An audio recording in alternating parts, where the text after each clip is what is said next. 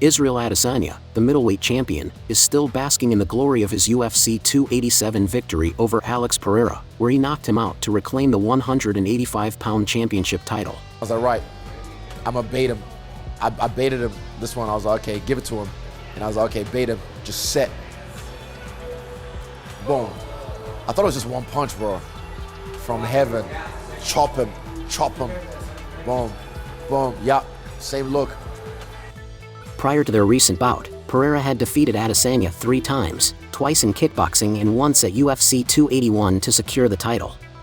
The UFC 287 rematch was Adesanya's opportunity to finally defeat his long-standing rival, and he not only emerged victorious but also secured his place in history with an amazing knockout that came from a situation that the champion had previously visualized and practiced. Alex Pereira reacts to Izzy mocking his son. The fact that middleweight champion Israel Adesanya mocked Alex Pereira's son as revenge for what the child had done years ago when his father knocked out the last stylebender has generated a lot of controversy in the world of MMA. The father of the child and Israel's rival, Alex Pereira, shares his opinion on the matter.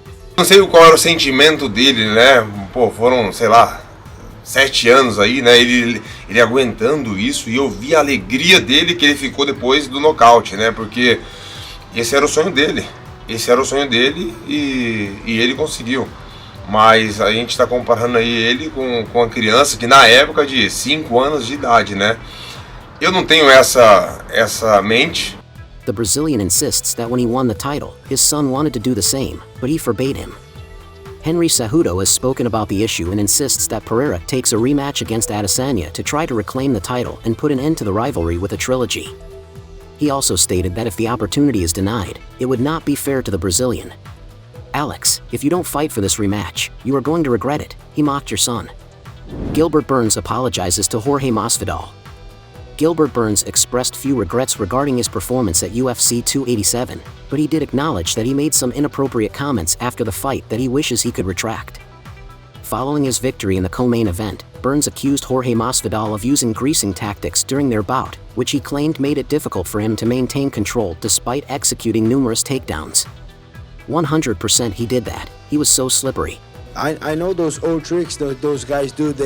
You know what they do? They wake up on Sunday and they take the first shower and they pass a lot of lotion on the body. And the lotion goes, like the skin absorbs the lotion.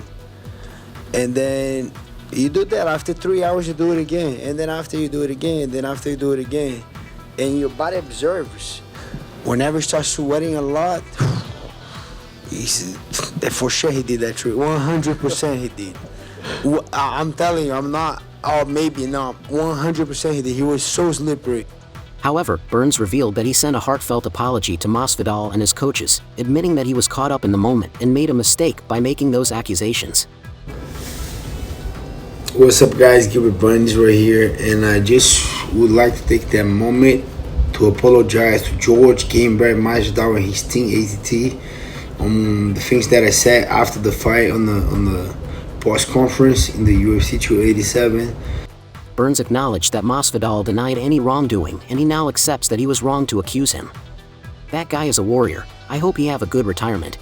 For him, the guy's a warrior, 52 pro fights. I hope he have a good retirement, and I hope you accept my apologies. Thank you, guys. Burns expressed that he was primarily disappointed with himself for not being able to secure a finish in the fight, which he believed was necessary to strengthen his case for a title shot. He emphasized that he is not a person who makes excuses or complains, and he wanted to extend his apologies to Masvidal and his team for his inappropriate comments. Colby Covington says he retired Masvidal from the UFC. He's a broken man. Masvidal recently announced his retirement after suffering a decision loss to Gilbert Burns at UFC 287, which was his 4th consecutive defeat. However, Chaos claims that it was his previous one-sided decision victory over Masvidal that truly ended his career. He was retired after I beat him. He's a broken man. Let's hear it from Colby himself. I want to give my honest take. I mean, he was retired after I beat him. You know, he's a broken man. There's a reason that he came out and did what he did to me in the streets. You know, it's like a little clown. You know, he's not there's no pride in that guy.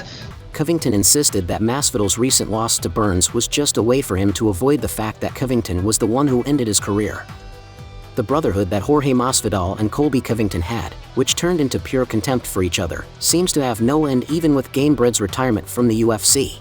He just didn't want to have to live the rest of his life knowing that he retired off of getting his ass beat by me. So, of course, he's going to come and lose to somebody else in the division because he just, he didn't want that being hung over his head that I retired him. But, guys, I'll be honest. I retired Jorge Masvidal, Street Judas, in 2022 in T-Mobile Arena. Dana White on going to Mexico. We're up, trying to fix it. The president of the UFC, Dana White, talks about the mistakes the company is making by not considering Mexico in its immediate plans, even though they have 3 champions from that country: Brandon Moreno, Yair Rodriguez, and Alexa Grasso. You're not wrong. I mean, for the first time ever, we got 3 champions. Why did we not do a Cinco de Mayo fight? Why did we not do this? Why? We're f***ing it up. That's why. We're f***ing it up. Dana insists that they are trying to fix the situation. What do you all think about the UFC Mexico missed opportunity? Did Dana White and the UFC miss the boat? Robert Whittaker on how badly he wants to fight Israel Adesanya. I never gonna stop hunting him. Robert Whittaker expressed in a recent interview that Israel Adesanya's victory over Alex Pereira made him feel happy and realize how much he wants to fight the champion, stating, "A big thing I realized is just how bad I want to fight Izzy." Let's hear it from the Reaper himself. Great way for him to win. I think it was a great story closure for their little period, for their thing that's happening.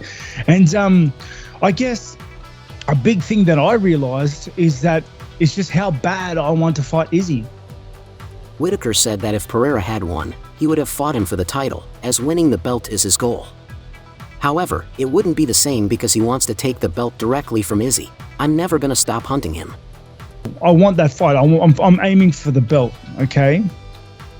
But it's not the same. I want to take the belt off Izzy. Title shot, phenomenal. If they throw me someone else, all right, whatever, so be it. Is that right? Yeah, I'm at a point where I just want to fight someone.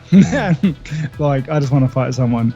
And, yeah, I just want to fight someone. Preferably top 5. Like,